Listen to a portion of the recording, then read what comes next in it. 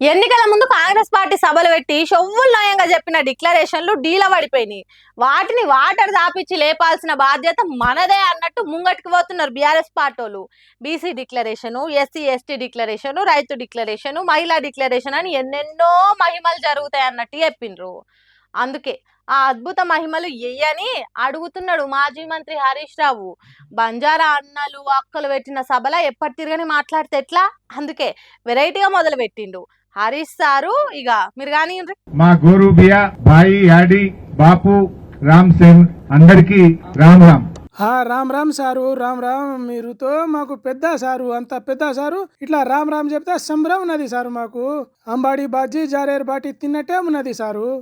ఎందుకంటే మా గిరిజనులు మాట ఇస్తే మాట తప్పరు. యా భగవాన్, అస్సలు మాట తప్పం సారు. మా జాతి నీతి తప్పది సారు. రేవంత్ రెడ్డి, సోనియా గాంధీ, రాహుల్ గాంధీ చాలా మాటలు ఇచ్చిండ్రు. ఎస్సీ ఎస్టీ డిక్లరేషన్ అని చేవెళ్లలో బహిరంగ సభ పెట్టి అనేక హామీలు గుప్పించారు.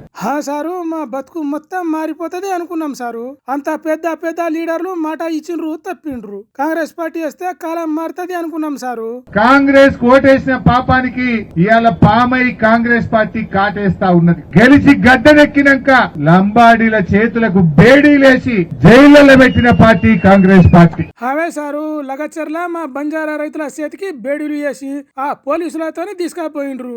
ఏం చెప్పింది కాంగ్రెస్? కేసీఆర్ ₹1,00,000 ఇచ్చిండు, మేం గెలిస్తే తులం బంగారం కల్పిస్తామన్నారు. వచ్చిందా ఎవరికన్నా? యాడియే తులం బంగారం? ఆ తులం లేదు, పొలం లేదు సారు.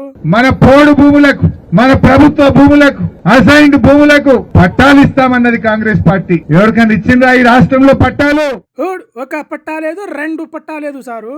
శానా చెప్పిండ్రు అయ్యా, కానీ నాసిరి బొట్టు కూడా ఇయ్యాలి. రేవంత్ రెడ్డి అనుకుంటుండు నేను కొడంగల్ గెలిచిన అని. కొడంగల్ మా లంబాడీల ఓట్లతోనే గెలిచినావు బిడ్డ.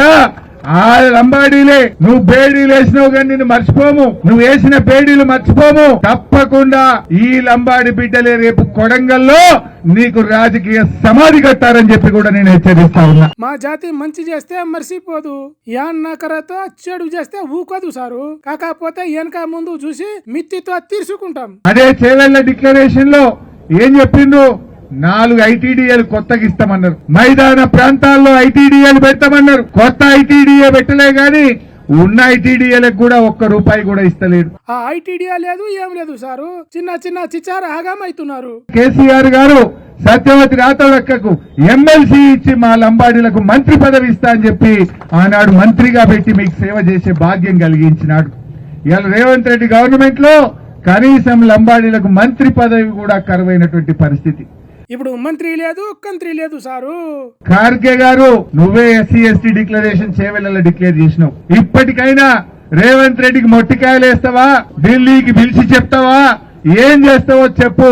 నువ్వు డిక్లేర్ చేసిన ఎస్సీ ఎస్టీ డిక్లరేషన్ ను వెంటనే అమలు చేయాలని చెప్పి మల్లికార్జున్ ఖార్గే గారిని నేను డిమాండ్ చేస్తా ఉన్నా. మరి ఒకవేళ ఖార్గే గారు మీ రేవంత్ రెడ్డి ఎట్లా చేస్తలేడు, నువ్వు కూడా చేయిస్తావా? చేయించకపోతే 4 రైళ్లు వేసుకొని ఢిల్లీకి వస్తాం, ఖార్గే గారు నీ ఇంటి ముందే ధర్నా చేస్తామని చెప్పి కూడా హెచ్చరిస్తా ఉన్నాం.